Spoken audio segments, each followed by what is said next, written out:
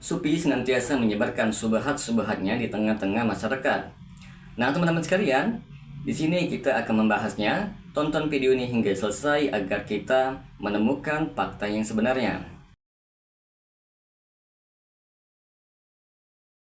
Assalamualaikum warahmatullahi wabarakatuh. Berjumpa lagi dengan saya Rio Mulyadi di channel Manhaj Dakwah. Pada episode kali ini kita akan membongkar kesesatan sufi, tarekat, dan tasawuf. Orang-orang sufi pada periode pertama menetapkan untuk merujuk atau kembali kepada Al-Quran dan As-Sunnah, namun kemudian iblis memperdayai mereka karena ilmu mereka yang sedikit sekali. Ibnul Jauzi yang wafat pada tahun 597 Hijriah yang terkenal dengan bukunya Talbis Iblis menyebutkan, contoh Al-Junaid, tokoh sufi, berkata, mazhab kami ini terikat dengan dasar yaitu Alkitab dan As-Sunnah. Dia juga Al-Junaid mengatakan, kami tidak mengambil tasawuf dari perkataan orang ini dan itu, tetapi dari rasa lapar, meninggalkan dunia, meninggalkan kebiasaan sehari-hari dan hal-hal yang dianggap baik. Sebab tasawuf itu berasal dari kesucian muamalah, yaitu pergaulan dengan Allah, dan dasarnya adalah memisahkan diri dari dunia. Komentar Ibnul Jauzi, jika seperti ini yang dikatakan para syekh mereka, maka dari syekh-syekh yang lain muncul banyak kesalahan dan penyimpangan karena mereka menjauhkan diri dari ilmu. Jika memang begitu keadaannya, lanjut Ibnul Jauzi, maka mereka harus disanggah karena tidak perlu ada sikap manis muka dalam menegakkan kebenaran. Jika tidak benar, maka kita harus waspada terhadap perkataan yang keluar dari golongan mereka, sebagaimana yang disebutkan oleh Imam Ibnul Jauzi di dalam kitabnya Talbis Iblis halaman 168 sampai 169. Beliau mengatakan bahwa Imam Ahmad bin Hanbal pernah berkata tentang diri Sari Al-Sakoti, dia seorang syekh yang dikenal karena suka menjamu makanan. Kemudian ada yang mengabarinya bahwa dia berkata bahwa tatkala Allah menciptakan huruf-huruf, maka huruf ba sujud kepadanya. Maka seketika itu pula Imam Ahmad berkata, jauhilah dia. Maka di sini teman-teman sekalian timbullah sebuah pertanyaan, kapan awal munculnya tasawuf? Tentang kapan awal munculnya tasawuf, Ibnul Jauzi mengungkapkan, yang pasti istilah sufi muncul sebelum tahun 200 Hijriah. Ketika pertama kali muncul, banyak orang-orang yang membicarakannya dengan berbagai ungkapan. Alhasil, tasawuf adalah pandangan mereka merupakan latihan jiwa dan usaha mencegah tabiat dari akhlak-akhlak yang hina, lalu membawanya ke akhlak yang baik, hingga mendatangkan pujian di dunia dan pahala di akhirat. Begitulah yang terjadi pada diri orang-orang yang pertama kali memunculkannya. Lalu datang talbis iblis, yaitu tipuan mencampur adukan yang hak dengan yang batil, hingga yang batil dianggap hak terhadap mereka orang sufi dalam berbagai hal. Lalu iblis memperdayai orang-orang setelah itu daripada pengikut mereka. Setiap kali lewat satu kurun waktu, maka ketamakan iblis untuk memperdayai mereka semakin menjadi-jadi. Begitu seterusnya hingga mereka yang datang belakangan telah berada dalam talbis iblis. Talbis iblis yang pertama kali terhadap mereka adalah menghalangi mereka mencari ilmu. Ia menampakkan kepada mereka bahwa maksud ilmu dan adalah amal. Ketika pelita ilmu yang ada di dekat mereka dipadamkan, mereka pun menjadi linglung dalam kegelapan. Di antara mereka ada yang diperdaya iblis bahwa maksud yang harus digapai adalah meninggalkan dunia secara total. Mereka pun menolak hal-hal yang mendatangkan kemaslahatan bagi badan. Mereka menyerupakan harta dengan kalajengking. Mereka berlebih-lebihan dalam membebani diri. Bahkan di antara mereka ada yang sama sekali tidak mau menelantangkan badannya. Terlebih lagi tidur. Sebenarnya tujuan mereka itu bagus, hanya saja mereka meniti jalan yang tidak benar. Dan di antara mereka ada yang karena minimnya ilmu lalu berbuat berdasarkan hadis-hadis palsu, sementara dia tidak mengetahuinya. Syariat dianggap ilmu lahir hingga akidahnya rusak. Kemudian datang satu golongan yang lebih banyak berbicara tentang rasa lapar, kemiskinan, bisikan-bisikan hati, dan hal-hal yang melintas di dalam sanubari. Lalu mereka membukukan hal-hal itu seperti yang dilakukan Al-Harith Muhasibi yang meninggal pada tahun 857 Masehi. Ada pula golongan lain yang mengikuti jalan tasawuf menyendiri dengan ciri-ciri tertentu seperti mengenakan pakaian tambalan-tambalan, suka mendengarkan syair-syair, memukul rebana, tepuk tangan, dan sangat berlebih-lebihan dalam masalah tahara dan kebersihan. Masalah ini semakin lama semakin menjadi-jadi karena para syekh menciptakan topik-topik tertentu, berkata menurut pandangannya, dan sepakat untuk menjauhkan diri dari ulama. Mereka masih tetap menggeluti ilmu, tetapi mereka menanamkan ilmu batin dan mereka menyebut ilmu syariat sebagai ilmu zahir. Karena rasa lapar yang mendera perut, mereka pun membuat khayalan-khayalan yang muskil. Mereka menganggap rasa lapar itu sebagai suatu kenikmatan dan kebenaran. Mereka membayangkan sosok yang bagus rupanya yang menjadi teman tidur mereka. Mereka itu berada di antara kufur dan bid'ah. Kemudian muncul beberapa golongan lain yang mempunyai jalan sendiri-sendiri. Dan akhirnya akidah mereka jadi rusak. Di antara mereka ada yang berpendapat tentang adanya inkarnasi, yaitu Allah menyusup ke dalam diri makhluk, dan ada yang menyatakan Allah menyatu dengan makhluk. Iblis senantiasa menjerat mereka dengan berbagai macam bid'ah sehingga mereka membuat sunnah tersendiri bagi mereka. Nah, teman-teman sekalian, di sini perintis tasawuf tak diketahui secara pasti. Abdurrahman Abdul Khaliq dalam bukunya Al-Fiqhus Sufi fi Daulil Kitab wa Sunnah menegaskan, tidak diketahui secara tepat siapa yang pertama kali menjadi sufi di kalangan umat Islam. Imam Syafi'i ketika memasuki kota Mesir mengatakan, kami tinggalkan kota Baghdad sementara di sana ada kaum jindik, yaitu penyeleweng yang tidak pernah percaya kepada Tuhan, berasal dari Persia. Orang yang menyelundup ke dalam Islam berpura-pura. Menurut leksikon Islam jilid 2 halaman 777-8 telah mengadakan suatu yang baru yang mereka menamakan nyanyian.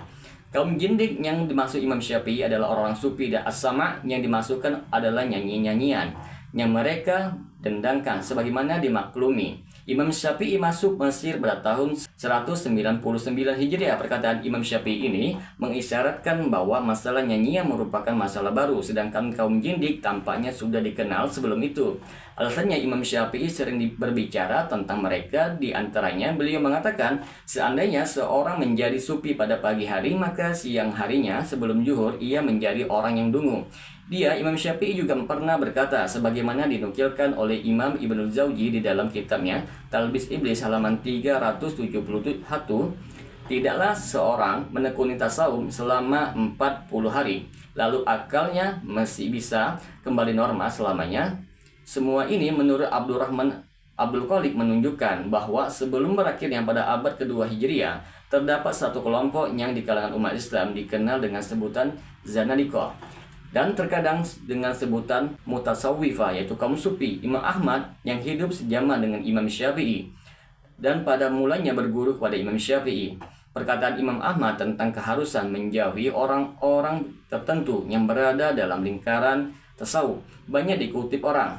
Di antaranya ketika seorang datang kepadanya sambil meminta fatwa tentang perkataan Al-Harits Al-Muhasibi, seorang tokoh sufi yang meninggal 857 Masehi. Lalu Imam Ahmad berkata, aku nasihatkan kepadamu, janganlah kalian duduk bersama mereka, yaitu duduk dalam majelisnya Al-Harits Al-Muhasibi. Imam Ahmad memberi nasihat seperti itu karena beliau telah melihat majelis Al-Harits Al-Muhasibi. Dalam majelis itu para peserta duduk dan menangis. Menurut mereka, untuk mengoreksi diri, mereka berbicara atas dasar bisikan hati yang jahat. Perlu kita cermati, kini ada kalangan-kalangan muda yang mengadakan daurah atau penataran atau halaqah atau pengajian, lalu mengadakan muhasabatun nafsi, yaitu mengoreksi diri, atau mengadakan apa yang mereka sebut renungan. Dan mereka menangis terseduh-seduh, bahkan ada yang meraung-raung apakah perbuatan mereka itu ada dalam sunnah Rasulullah, ataukah memang mengikuti kaum sufi itu.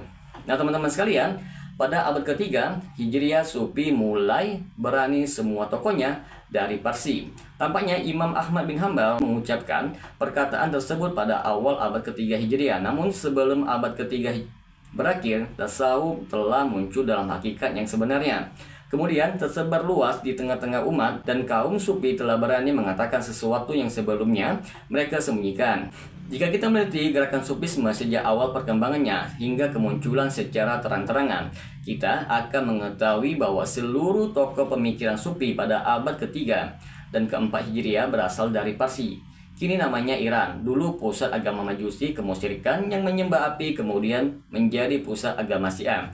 Tidak ada yang berasal dari Arab. Sesungguhnya tasawuf mencapai puncaknya dari segi akidah dan hukum pada akhir abad ketiga Hijriah, yaitu tatkala Husain bin Al-Mansur Al-Khalas berani menyatakan keyakinannya di depan penguasa. Ya, ini dia menyatakan bahwa Allah menyatu dengan dirinya, sehingga para ulama yang semasa dengannya menyatakan bahwa dia telah kafir dan harus dibunuh. Pada tahun 309 Hijriah mengeksekusi atau hukuman bunuh terhadap Husain bin Mansur Al-Khalas. dilaksanakan. Meskipun demikian, Sufisme tetap menyebar di negeri Parsi, bahkan kemudian berkembang di Irak. Tersebarnya Sufisme didukung oleh Abu Said Al-Muhani. Ia mendirikan tempat-tempat penginapan yang dikelola secara khusus, yang selanjutnya ia mengubahnya menjadi markas Sufisme. Cara penyebaran Sufisme seperti itu diikuti oleh para tokoh sufi lainnya, sehingga pada pertengahan abad ke-4 Hijriah berkembanglah cikal bakal tarekat Sufiyah. Kemudian secara cepat tersebar di Irak, Mesir, dan Maghrib. Pada abad ke-6 Hijriah muncullah beberapa tokoh tasawuf, masing-masing mengaku bahwa dirinya keturunan Rasulullah. Kemudian mendirikan tempat tarekat Sufiyah dengan pengikutnya yang tertentu. Di Irak muncul tarekat Sufiyah Ar-Rifai. Di Mesir muncul Al-Badawi yang tidak diketahui siapa ibunya, siapa bapaknya, dan siapa keluarganya. Demikian juga As-Sajali yang muncul di Mesir. Dari tarekat-tarekat tersebut muncul banyak cabang-cabang tarekat Sufiyah. Dan abad ke-6, 7, dan 8 merupakan puncak fitnah Sufi. Pada abad ke-6, ke-7, dan ke-8 Hijriah, fitnah Sufisme mencapai puncaknya. Kaum Sufi mendirikan kelompok-kelompok khusus, kemudian di berbagai tempat dibangun kuba-kuba di atas kuburan. Semua itu terjadi setelah tegaknya Daulah Fatimiyah di Mesir dan setelah perluasan kekuasaan wilayah-wilayah dunia Islam. Lalu kuburan-kuburan palsu pun muncul, seperti kuburan Husain bin Ali di Mesir dan kuburan Sayyidah Zainab. Setelah itu mereka mengadakan peringatan Maulid Nabi, mereka melakukan bid'ah dan khurafat. Pada akhirnya mereka mengilahkan atau menuhankan Al-Hakim bi Amrillah Al-Fatimi Al-Abidi. Propaganda yang dilakukan oleh Daulah Fatimiyah tersebut berawal dari Maghrib. Mereka mengaitkan kekuasaan Abbasiyah yang Sunni. Daulah Fatimiyah berhasil menggerakkan kelompok Sufi untuk memerangi dunia Islam. Pasukan-pasukan kebatinan tersebut kemudian menjadi penyebab utama berkuasanya pasukan salib di wilayah-wilayah Islam.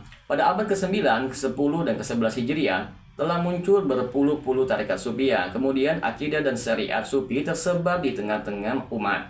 Keadaan yang merata berlanjut sampai ke masa kebangkitan Islam yang baru. Ibnu Taimiyah dan murid-muridnya memerangi Sufi. Sesungguhnya kebangkitan Islam sudah mulai tampak pada akhir abad ke-7 dan awal abad ke-8 Hijriah, yaitu tatkala Imam Mujahid Ahmad bin Abdul Hakim Ibnu Taimiyah memerangi seluruh akidah yang menyimpang melalui pena dan lisannya. Di antara yang diperangi adalah akidah kaum Sufi. Setelah itu, perjuangan beliau dilanjutkan oleh murid-muridnya seperti Ibnu Qayyim, Ibnu Katsir, Az-Zahabi, Ibnu Abdil Hadi. Meskipun mendapat serangan, tasawuf dan akidah-akidah batil terus mengakar hingga berhasil menguasai umat. Namun pada abad ke-12 Hijriah, Allah mempersiapkan Imam Muhammad bin Abdul Wahab untuk umat Islam. Ia mempelajari buku-buku Syekh Ibnu Taimiyah, kemudian bangkit memberantas dan memerangi kebatilan. Dengan sebab upaya beliau, Allah merealisasikan kemunculan kebangkitan Islam yang baru.